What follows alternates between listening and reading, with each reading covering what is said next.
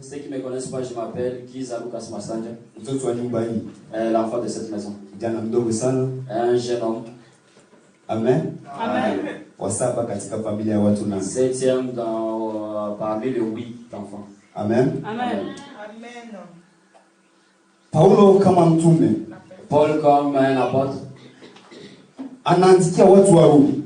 il a écrit aux Romains. Unaona, unapoandikia mtu barua, lorsque tu écris une lettre pour quelqu'un, unamjua, tu le connais. Una mafikira na ule mtu. Tu as des pensées sur cette personne. Kwa kuandikia akamwambia kwamba il a écrit en disant ceci. Ukikiri, si tu prononces Yesu kuwa Bwana, si tu reconnais Jésus comme ton Seigneur, na kuamini kwamba et crois que Mungu alifufua katika wafu, que Dieu l'a ressuscité parmi les morts, utaokoka. Tu seras sauvé. Neno la leo, et la parole d'aujourd'hui, ni Bwana Yesu Kristo. C'est le Seigneur Jésus-Christ. Bwana Yesu Kristo. Seigneur Jésus-Christ. Maneno haya tunasikia leo, kila leo katika kanisa. Et ces choses on les entend tous les jours dans l'église. Bwana Yesu Kristo. Seigneur Jésus-Christ. Jina hili lina maana gani kwetu? C'est quoi, que veut dire ces mots? Amen. Amen. Kristo. Christ. Maana yake mpako mafuta wa Mungu. Veut dire loin de Dieu. Ambaye amepakwa kwa ajili ya kazi fulani. C'est lui qu'on a oint pour un travail quelconque. Amen. Amen. Kwa habari ya kiunabii, kikuhani na kiufalme. Pour ce qui concerne la prophétie, kikuhani, la sanctificature na kiufalme et la royauté. Yesu amepakwa mafuta kwa kututangazia habari njema. Jésus a été ouais pour nous donner l'évangile, la bonne évangile. Lakini Bwana, mais le Seigneur, ni maana ya cheo. C'est juste un titre. Amen. Amen. Kwa lugha nyingine ni boss. Dans d'autres mots, il est notre patron. Yesu, Jésus, ni jina. C'est un nom. Kama Kiza. Comme Kiza. Jina la kibinadamu. Un nom comme tous les hommes. Amen. Amen. Maana jina ambalo alitambulikana nalo watu walijua Yesu. Parce que c'est un nom que tout le monde connaît. Jésus.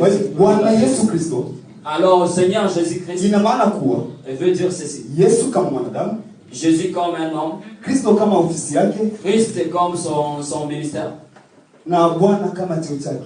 Et Amen. Le Seigneur comme son titre. Amen. Amen. Katika andiko hili ambayo tumesoma, dans ces écritures qu'on a lues, Paulo anatuambia mambo mawili ili tuokoke. Paul nous dit des choses pour que nous puissions être sauvés. Tuamini, il dit croyons, lakini pia tukiri. Mais nous devons confesser. Nous tofauti na maandiko yote katika Biblia. C'est différent de tout ce qui se passe dans les écritures. Yohana sura 3 mstari wa 16 inasema hivi. Jean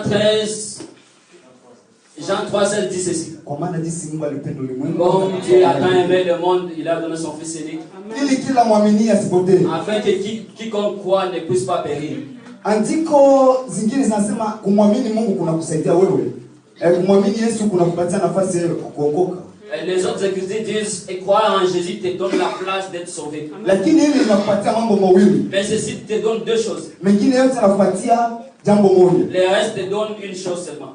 Unaona tofauti? Vous voyez la différence? Tofauti ni kwamba la différence c'est celle-ci. Kupata mbingu, avoir le ciel, unahitaji kumwamini Kristo. Tu dois croire en Jésus-Christ. Lakini Paulo anasema kwamba mais Paul dit ceci. Ukitaka kuokoka, si tu veux être sauvé, tu dois croire et tu dois aussi prononcer. Amen. Amen. Amen. Okoka, être sauvé, c'est une action. Tendo linakwenda kwa Kifaransa wanasema kuconjuguer. Une action va avec un verbe. On conjugue. Liko na présent, liko na passé, liko na futur. Ça a un présent, passé, le futur. Amen. Amen.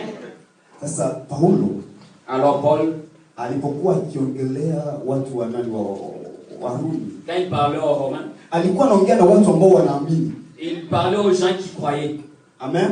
Anawaandikia watu ambao wanamjua Yesu kwa maana anamuita Bwana wetu Yesu Kristo. Il écrivait aux gens qui connaissaient Jésus-Christ parce qu'il appelait notre Seigneur Jésus-Christ. Wakati anaandika, lorsqu'il écrivait, anaambia kwamba mkikiri il disait si vous confessez na kuamini et vous croyez, mtaokoka. vous serez sauvés. Anamaanisha nini? Et qu'est-ce qu'il voulait dire? Hawaambii watu ambao hawajamwamini Yesu. Il ne parle pas aux gens qui ne croyaient pas en Jésus. Imaginez leo Pastor Jonathan Montreal anaandikia kanisa la Quebec na kuambia kwamba bwana, tukitaka kuokoka leo. Imaginez Pasteur Jonathan est à Montréal et il nous écrit, nous qui sommes à Québec, en disant si nous sommes sauvés aujourd'hui. Kwanza tukiri.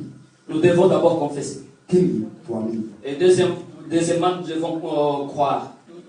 Haya mambo mawili tunayaona ya kawaida. Ces deux choses, nous le voyons comme normal. Amen. Amen. Kwa nini? Pourquoi? Kwa nini kukiri na kuamini? Pourquoi tu dois confesser et croire? Kwanza tujue maana ya kukiri. Nous devons connaître c'est quoi le mot croire. Kukiri. Confesser. Kukiri ni kujulisha, kutambulisha. Confesser, c'est faire connaître. Kuambia watu wote kwamba mimi, dire aux gens que moi, naamini, je crois à ceci. Amen. Amen. Amen. Sio siri. C'est pas un secret. Alikuwepo mwanafunzi mmoja. Il y avait un disciple ambaye alikuwa ni mwanafunzi wa siri wa Yesu. C'était un disciple caché de Jésus-Christ. Ina maana hakujulikana na watu kama. On l'a pas beaucoup connu comme les autres. Yesu akamwambia kwanza inatakiwa uzaliwe mara ya pili. Jésus lui dit tu dois être né de nouveau. Maana kwa kuzaliwa mara ya pili utakubali. Parce qu'en étant né de nouveau, tu vas confesser par ta propre bouche. Et les gens sauront que ah oui, exactement celui qui a confessé, il croit. Nous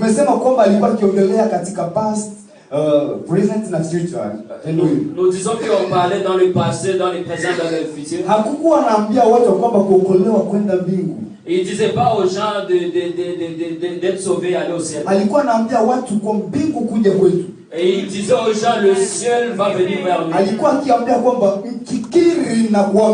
disait aux gens, si vous confessez, vous croyez, le ciel va venir vers nous. Parce que nous croyons quitter ici et aller au ciel. Mais nous pouvons croire que le ciel peut venir vers nous. Emmanuel, ça veut dire Dieu parmi nous. Sasa kwa nini tuangalie sisi tu kwenda kuliko ni kwa Mungu? Pourquoi regarder seulement le fait d'aller et ne pas regarder le fait que le ciel peut venir vers nous? Kwa hiyo tunapokiri, alors quand nous croyons, tunamwambia Mungu tunajivunia. Nous disons en Dieu nous sommes fiers. Amen. Amen. Bwana, le Seigneur. Katika Kigiriki dans les Grecs, moi je ne lis pas beaucoup les langues étrangères. On l'a utilisé par les Hébreux pour parler de Yahweh, qui fait partie des noms de Dieu. Amen. Amen. Bwana, le Seigneur. Jina ambalo lilitumiwa, c'est un nom qu'on a envoyé. C'est un nom qu'on a utilisé pour faire référence à Dieu. Katika Biblia unaposoma Biblia, dans la Bible quand tu lis la sehemu nyingi sana hawataandika Mungu, wataandika Bwana. Dans la plupart des endroits on ne dit pas Dieu, on dit le Seigneur. Kwa hiyo Israeli walijua tu kwamba yupo Bwana mmoja. L'Israël savait seulement qu'il y a un seul Seigneur. Amen. Amen. Kwa hiyo Yesu anapoambiwa tunapomwita Bwana Yesu Kristo, alors quand nous disons Seigneur Jésus-Christ, tunarejelea katika uungu wake. Là nous sommes en train de toucher dans sa divinité. Amen. Amen.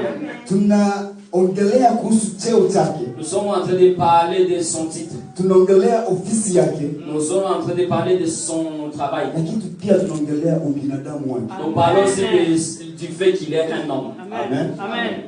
Kwa mfano ukiwa na Kristo ndani yako, si tu as Christ en toi, unakubali yeye anakufundisha kuwa Tu acceptes qu'il t'apprenne à être un homme juste. Aujourd'hui, l'humanité est perdue. Parce qu'ils n'ont pas Christ. C'est lui qui est un homme juste. Pour que tu sois un homme juste, tu dois avoir l'Adam qui est Jésus-Christ. Amen. Alors, lorsque tu confesses Seigneur Jésus-Christ, qu'est-ce que tu veux dire dans ton cœur? Est-ce que c'est une normalité ou tu crois vraiment à ce que tu dis? Amen. Amen.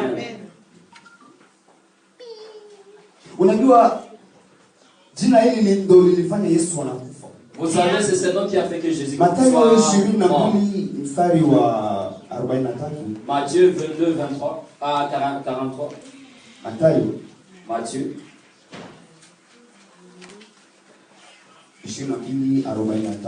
22, 43. 22, 43 jusqu'à 45. Yesu alipoambia Wayahudi kwa habari za Daudi. Tu verras comment Jésus parlait. Non. Matthieu 22. 43 hadi 44. Hadi 45. 43 jusqu'à 45. Ndio. Akawauliza. Imekuwaje basi Daudi katika roho kumwita Bwana akisema, Bwana alimwambia Bwana wangu, uketi mkono wangu wa kuume hata ni wawekapo adui zako kuwa chini ya miguu yako. 45. Basi Daudi akamwita Bwana, amekuwaje ni mwanawe? Amen. Amen. Amen. Amen. Yesu alinukuu habari za Zaburi 110 mstari wa kwanza. Jésus parlait, il parlait de l'histoire dans Somme 110 mstari wa kwanza. 110, 1. Ambayo nasema kwamba Qui dit ceci? Bwana alimwambia Bwana wangu, le Seigneur a dit à mon Seigneur, uketi mkono wangu wa kuume, sois à ma droite, hata niwawekapo adui zako kuwa chini ya miguu yako. jusqu'à ce que je mette tes ennemis comme des marchepieds. Yesu alisema hili kwa nini? Et pourquoi Jésus a dit ceci? Kwa sababu Israeli waliamini tu Masihi atakuwa ni mwanadamu. Parce qu'Israël croyait que le Messie serait juste un homme. Hata kuwa Mungu. Il serait pas un Dieu. Amen. Amen. Sasa swali likaja, imekuwaje Daudi amemwita Bwana wangu ambaye ni mwanae? Alors la question est venue, comment se fait-il que David dit le Seigneur c'est lui qui est enfant? Kwa mfano baba yangu mimi mzee Luka. C'est comme mon père papa Luka. Aniite huyu Kiza ndo baba yangu. C'est comme papa Luka m'appelle moi papa. Tena bosi wangu. Et puis mon patron. Jambo ambalo haliwezekani. Ce qui ne peut pas se faire. Amen. Amen. Baba anabaki kuwa baba. Le papa reste papa. Lakini Yesu alikuwa ni uzao wa Daudi. Mais Jésus était dans il vient de David. Na alipozipata habari za Kristo, alipofunuliwa habari za Kristo. Et quand on l'a révélé l'histoire de Christ, ndio akasema maneno haya. Et c'est là où il a dit ces choses. Na Wayahudi waliposikia haya. Et quand les Juifs ont entendu cela, siku ya kumstaki Yesu alisema alijiita mwana wa Mungu. Les jours on devait l'accuser, on disait il s'est appelé enfant de Dieu. Ina maana kwao unapoitwa Bwana, ça veut dire lorsqu'on t'appelle Seigneur, unalinganishwa na Mungu. On te compare avec Dieu. Na unapolinganishwa na Mungu, et quand on te compare avec Dieu, lazima uwawe, maana Mungu ni mmoja. On doit tuer parce que Dieu est seul. Amen. Amen. Amen. Lazima il faut, tu dois être châtié. Kwa sababu Mungu ni mmoja. Parce que Dieu est seul.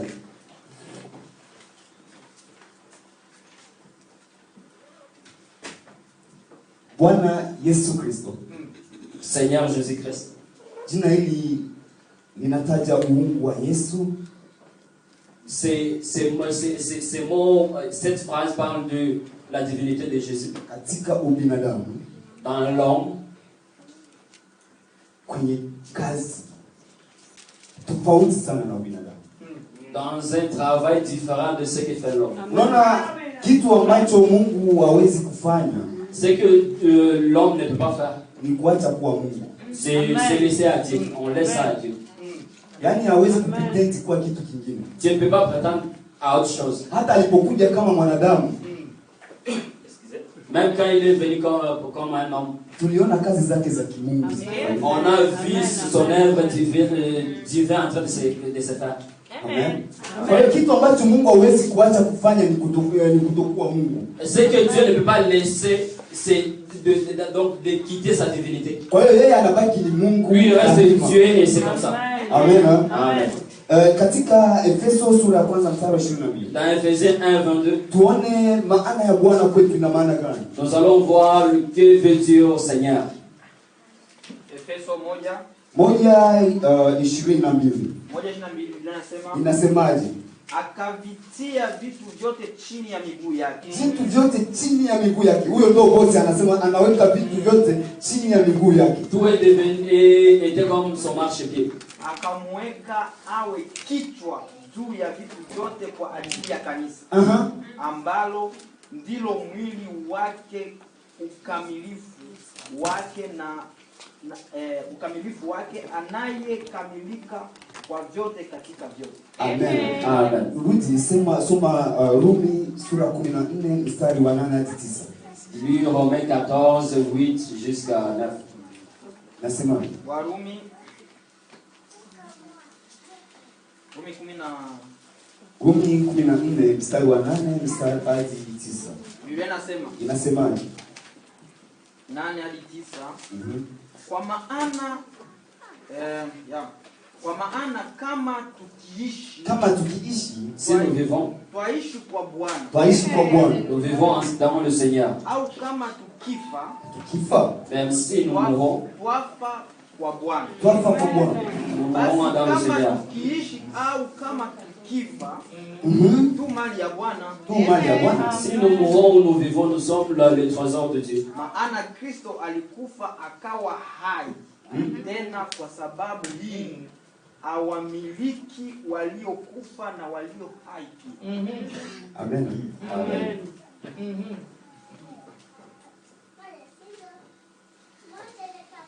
Vitu vyote viko chini ya Bwana. Toute chose est sous ses pieds. Kwa tatizo letu sisi wa Kristo ni kutokujua kwamba yeye ni Bwana. Notre problème nous les chrétiens, nous ne savons pas qu'il est le Seigneur. Tunaposema yeye ni Bwana ina maana yeye ni Alpha tena ni Omega. Lorsque nous disons lui le Seigneur, nous voulons dire qu'il est l'Alpha et l'Oméga. Sasa tatizo ni nini? Alors le problème c'est ici. Tunaanza mambo yetu sisi kama Alpha. Nous commençons des choses comme des alphas. Sasa tunapokwenda kuomba, et là quand nous sommes butés à un problème, sasa tunaanza kuomba yeye amalize kama Omega. Et nous voulons qu'il finisse ça comme Omega. Amen. Amen. Wewe umeanza. Toi tu as commencé. Hujamshirikisha. Tu l'as pas inclus dedans. Sasa unataka malize kama Omega? Comment tu veux qu'il finisse comme Omega? Hebu mshirikisha awe Alpha na awe Omega. Implique-le pour qu'il soit comme l'Alpha et l'Oméga. Hiyo ndio maana ya kuwa Bwana wa maisha yako. C'est ce qui veut dire être le Seigneur de ta vie. Ni yote ndani ya yote katika yote juu ya yote chini ya yote. Ça veut dire qu'il est tout en tout par-dessus tout. Amen. Sasa sio tu hilo. C'est pas juste ça. Inatakiwa umkiri. Tu dois aussi confesser. Kukiri nimesema ni kumtambulisha. Confesser c'est le faire connaître. Sio tu kuhubiri ndo nakiri. C'est pas juste prêcher qui veut hata watu wakuone unapotembea waone Kristo ndani yako. Unapoongea wasikilize kwenye maneno yako. Comprennent que tu as Christ en toi. Ah, Petro, mbona hata kutembea kwako kuonyesha kwa wewe? Pourquoi même ta marche tu ressembles à Jésus? Mbona hata kuongea kwako sauti yako ressemble à Jésus? Yesu alikuwa na sauti gani? Mais comment Jésus avait Yesu alikuwa anatembeaje? Et Jésus marchait comment? Sasa tunapotembea sisi, lorsque nous marchons nous, tunatembea kama watu wa dunia hii. Nous marchons comme les gens de ce monde. Hatutembei kama Kristo anavyotembea. Nous marchons pas comme Christ marche. Tunapoongea lorsque nous parlons, na lugha zetu zafanana na watu wa dunia hii. Matusi inatoka isiyokuwa ya kawaida. Vous entendez des injures qui sortent de partout. Bwana tusaidie. Amen. Je, yeye ni Bwana kwako au tu ni ule wa kawaida? Est-ce que le Seigneur pour toi ou c'est juste la normalité? Amen. Tunaposema kwamba Yesu Kristo ni Bwana na Mwokozi wa maisha yetu, tunamaanisha nini? Lorsque nous voulons dire Jésus-Christ est notre Seigneur sauveur, qu'est-ce que nous voulons dire? Kuokoka tunaposema sio tu kwa kuingia mbingu. Être sauvé et c'est pas juste pour entrer au ciel. Tunashindwa hata ndoa zetu haziendi vizuri kwa sababu Même nos mariages ne vont pas bien parce que nous n'avons pas Christ en nous. Mais nos relations ne marchent pas parce que Christ n'est pas en nous. Les gens ne savent plus, celui-ci c'est un homme, celui-ci c'est une femme. Laissez que Christ soit au milieu. Amen.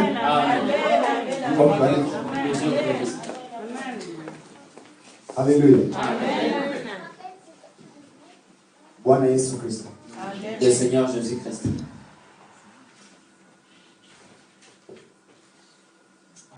Amen. Unapomtaja Yesu kuwa Bwana, lorsque tu confesses Jésus comme le Seigneur, unamtaja kama Mungu, tu le confesses comme Dieu, na unamtaja kama kiongozi mkuu, et tu le confesses comme le grand dirigeant, kiongozi mkuu, le dirigeant suprême. Kwa hiyo usianze safari yako, ne commence pas ta marche, safari yoyote ile, ne commence pas une marche, peu importe, usipomshirikisha Kristo, sans impliquer Jésus-Christ. Amen. Amen. Kolosai 3:17 inasemaje? Colossiens 3:17.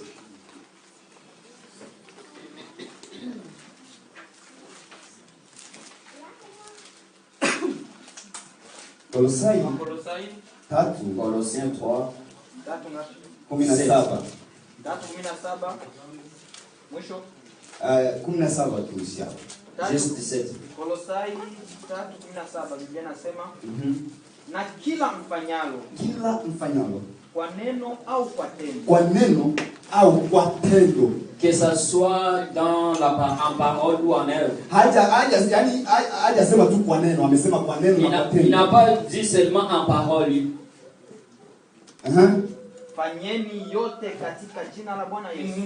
Faites tout au nom du Seigneur Jésus-Christ.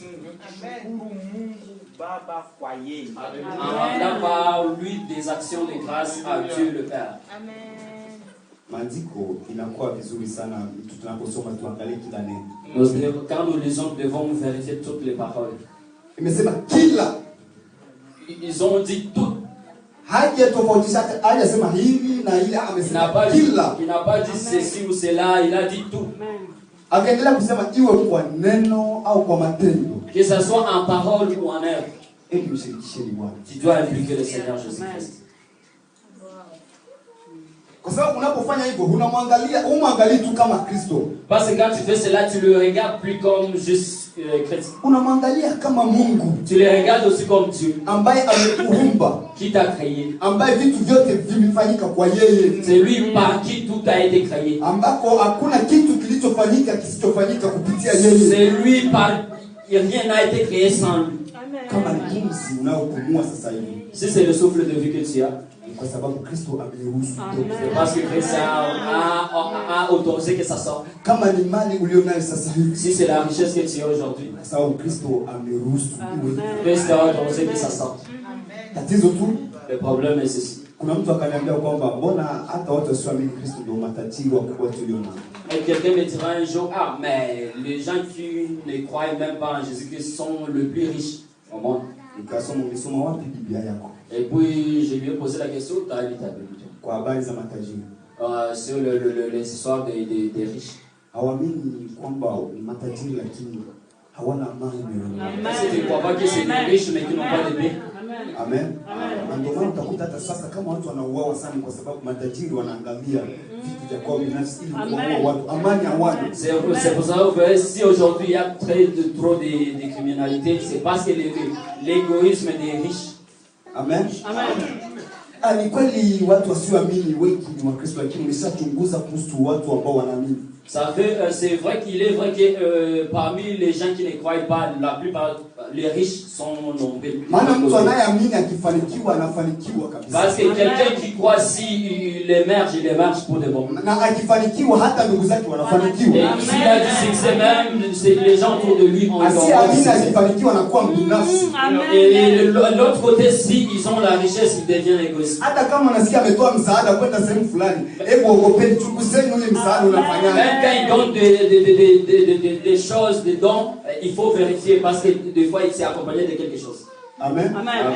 Kwa sababu msaada unapokwenda anaangalia kule baada ya miaka, baada ya siku nitafaidika tu. Parce que lorsqu'il envoie un don, il se dit après 2, 3, 4, 5 ans, je vais avoir le bénéfice. Il est en train de garder là-bas. Lakini mtu anayeamini hawekezi. Mais quelqu'un qui croit en Jésus. Anasema ukitoa usitarajie malipo. Jésus dit quand tu donnes, ne passe pas au retour. Kwa hiyo kati yetu sisi na wao wapi ndo matajiri? Alors entre nous et qui sont vraiment wao wanajulikana. Et ils sont connus. Na wanadamu kwamba ni matajiri. Et ils sont connus par les hommes qui sont. Sisi hata kuzimu na toa kama sisi. Et on regarde c'est que nous sommes riches. Yes. Amen. Amen. Yes. Amen. Amen.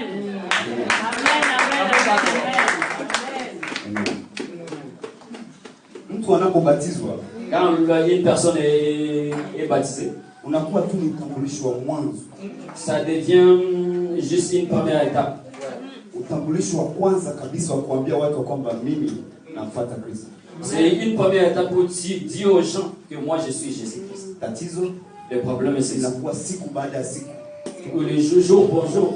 Je utaendelea kumkiri Yesu kwa Bwana na Mwokozi. Est-ce que tu vas continuer à confesser Jésus-Christ comme ton Seigneur et Sauveur? Au unasikia aibu kama nilivyosikia Nikodemo? Ou peut-être tu as honte comme l'avait Nicodème. Yesu anasema hivi kwa habari ya aibu.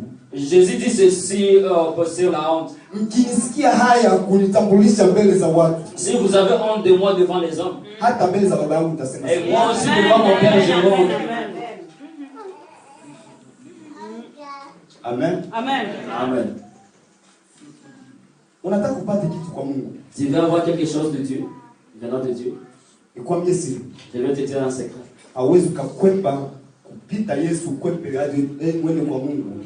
Je ne peux pas contourner Jésus pour aller directement chez Dieu. Alafu Mungu akupatie unachotaka. Et puis Dieu te donne ce que tu veux. Yesu anasema hivi. Jésus dit ceci. Mbona mwaniita Bwana Bwana? Pourquoi m'appelez-vous Seigneur Seigneur? Mbona mwaniita Bwana Bwana? Pourquoi m'appelez-vous Seigneur Seigneur? Lakini hamyatendi yale. Mais vous ne faites pas niyafanya ce que moi je fais. Lile ninalowaambia kufanya. Ce que je vous dis de faire, vous ne le faites pas. Mwanitaja tu kwa maneno. Vous ne faites que parler. Lakini matendo yenu hayafanani. Mais vos actions ne ressemblent pas. Na yale niliyowaambia kufanya. De ce que je vous dis, je vous recommande de faire. Amini nawaambie. Alors croyez, je vous dis ceci. Mbele za baba yangu siwajui. Devant mon Dieu, je ne vous connais pas. Amen. Amen. Amen. Mzee fulani alikuwa na wanao. Un papa, un vieux avait ses enfants. Moja kati ya wanao akachukua mali zake kwa kuiba, akatoka Nyarugusu akaenda mikoani. Et parmi ses enfants a pris une partie de la richesse du père et il est parti. Cette chose avait beaucoup blessé le père. Akasema mimi mara kwa mara nawafundisheni habari za kuwa watulivu na kuridhika na vitu mlivyo navyo. Il dit à chaque fois je vous parle des choses d'être satisfait de ce que vous avez. Lakini mmoja wenu amechukua mali zangu ametoroka bila. Mais l'un de vous a pris ma richesse et il est parti sans me dire même au revoir. Miaka ikapita. Les années sont passées. Siku zikasogea. Les jours ont poussé. Mzee akawa mgonjwa. Le papa était tombé malade. Alipokuwa mgonjwa sana, lorsqu'il tomba malade, akaanza kuwataja wanawe na kuambia usa. Amen. Akaanza kuambia testament. Ah ok. Il commença à prononcer le testament qui devait léguer à ses enfants. Yule aliyechukua mali zake alipokuja, celui qui avait pris sa part lorsqu'il est venu. Mzee akauliza, na wewe nani?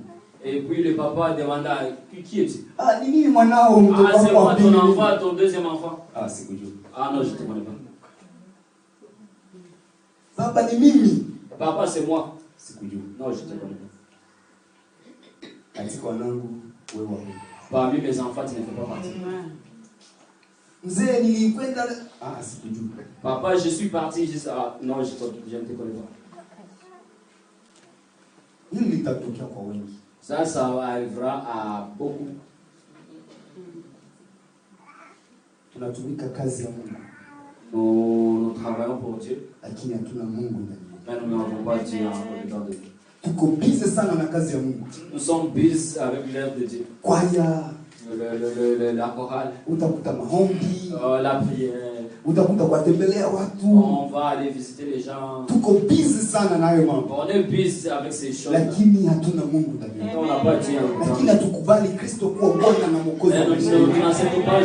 Tunayasema tu kwa maneno. Nous le disons juste par les paroles.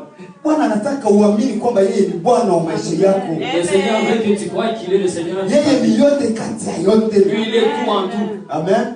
Kwa kumalizia. Et pour finir. Imagine na andiko mbili. Je vais finir avec ces deux écritures. Nitasoma Kolosai 1:15 hadi 19. Je vais lire Colossiens 15 à 19. Na msomaji wangu waandaa wa Filipi 2:9 hadi 11. Et puis nous allons lire aussi 2 Philippe 2:1. Wa Filipi 2:11. Philippe 2:11. 2:9 jusqu'à 11. Inasoma wa Kolosai 1:15 hadi 19. Maandiko yanasema kwamba naye ni mfano wa Mungu asiyeonekana, mzaliwa wa kwanza wa viumbe vyote. Kwa kuwa katika yeye vitu vyote viliumbwa, vilivyo mbinguni na vilivyo juu ya nchi, vinavyoonekana na visivyoonekana, ikiwa ni vitu vya enzi au usultani au enzi au mamlaka. Vitu vyote viliumbwa kwa njia yake na kwa ajili yake. Naye amekuwako kabla ya vitu vyote, na vitu vyote hushikana katika yeye. Naye ndiye kichwa cha mwili, yani cha kanisa. Naye ni mwanzo, ni mzaliwa wa kwanza katika wafu, ili kwamba awe mtangulizi katika yote. Kwa kuwa katika yeye ilipendeza utimilifu wote ukae. Somewa Filipi 2:9 hadi 11. Filipi 2:9 hadi 11. Biblia Inasemaje? Kwa hiyo tena Mungu alimwadhimisha mno, akamkirimia jina lile lipitalo kila jina, ili kwa jina la Yesu kila goti lipigwe, na vitu vya mbinguni na vya duniani na vitu vya duniani na vya nchi na chini ya nchi. Amen. Na kila ulimi ukiri kuwa Yesu Kristo ni Bwana, kwa utukufu wa Mungu wa mbinguni. Amen. Amen. Pale 11 nasema hivi, na kila ulimi ukiri. Dans le verset 11 ça dit ceci, et que toute langue confesse kwa Yesu Kristo ni Bwana, que Jésus-Christ est le Seigneur, kwa utukufu wa Mungu Baba, pour la gloire de Dieu le Père. Swali juma leo. La question aujourd'hui. Swali mchana leo. La question pour la journée d'aujourd'hui. Swali kwa akina baba, akina mama na vijana. La question pour les mamans, les papas et les jeunes. Yesu ni nani kwako? Qui est Jésus pour toi? Tu ni jina tu la kutaja? Est-il un nom seulement qu'on prononce? Bwana Yesu, Bwana Yesu. Seigneur Jésus. Au unamaanisha? Ou tu veux dire? Amen. Amen. Kama vile unaita mtu mke wangu lakini si mke wako. Et comme tu appelles souvent quelqu'un à ma femme, et pourtant elle n'est pas ta femme. Amen. Amen. Yesu ni nani kwako? Qui est Jésus pour toi? Naomba tusimame. Nous allons nous lever. Unatakiwa ukiri kwa kinywa chako. Tu dois le confesser par ta bouche. Kama ulikuwa bado haujajua hili, leo umejua. Si tu ne le savais pas encore aujourd'hui, tu le sais. Neno hili lilikuwa kwa